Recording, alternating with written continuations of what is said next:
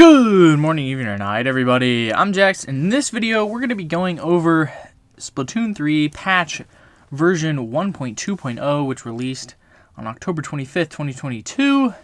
We're just going to be reading all of it. It is quite interesting, quite long, and I'm really excited to go through it with everybody and discuss its impact on the game. So let's start with the changes and feature improvements section. First up, we have changes to Amiibo.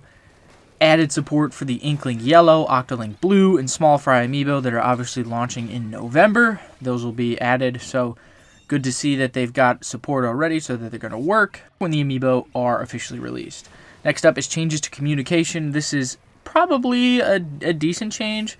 Made improvements to data transfer between players. On average, data will be transferred about 0.05 seconds more quickly than before.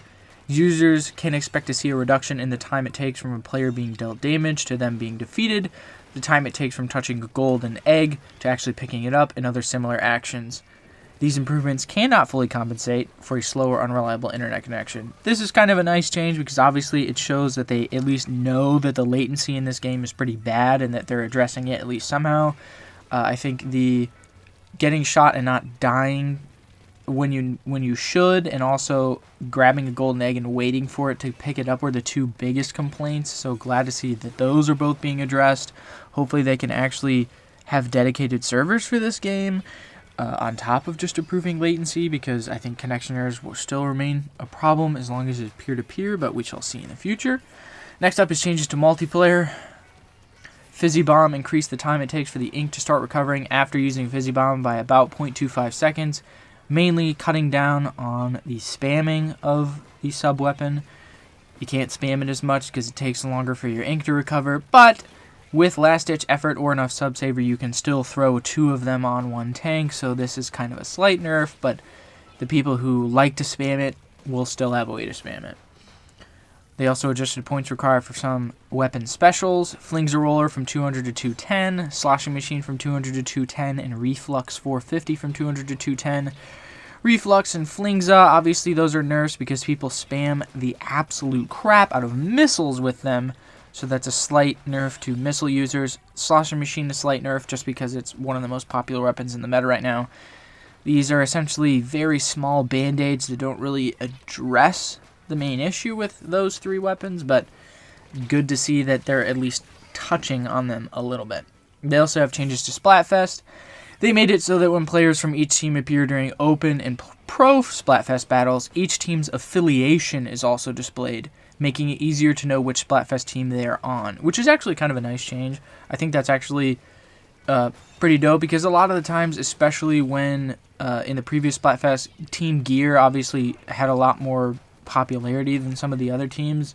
So Gear would fight Gear, but you didn't really know if you were fighting another Gear team. So that's kind of nice that they added in. You know that this team is Gear, this team is Grub, this team is Fun, or whatever the theme may be. They also made it possible to report fresh hand-drawn pictures that appear in the sky above Splatsville during Splatfest. I think previously the ones that appear in the sky, due to like the drone thing, you couldn't fresh them or report them. So if they're inappropriate or you really like them, you can report them or give them a fresh, which is also another cool change. Other changes is information like the name of the current mode and progress through a challenge will now be displayed when opening the lobby menu during matchmaking in the lobby or Grizzco. I don't know exactly how this is going to work, but a good change nonetheless to have more information present at all times.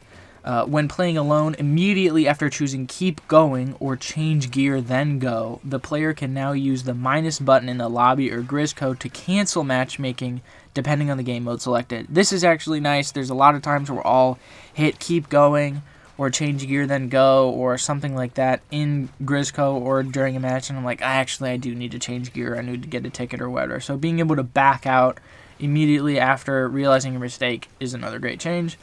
In lobby or Grizzco, when the player can select OK or Yeah when joining a friend, a sound effect will now play and the controller will vibrate to notify the player. This is just a cool haptic sort of feedback thing, and also if someone is like AFK or not paying attention while they're waiting for their friend, you know, there's a lot of times where I'll be playing with friends waiting for them to join and I'll just be looking down at my phone. So if my controller vibrates and a sound effect plays, obviously I know they're in the battle then, especially if you're not using voice chat.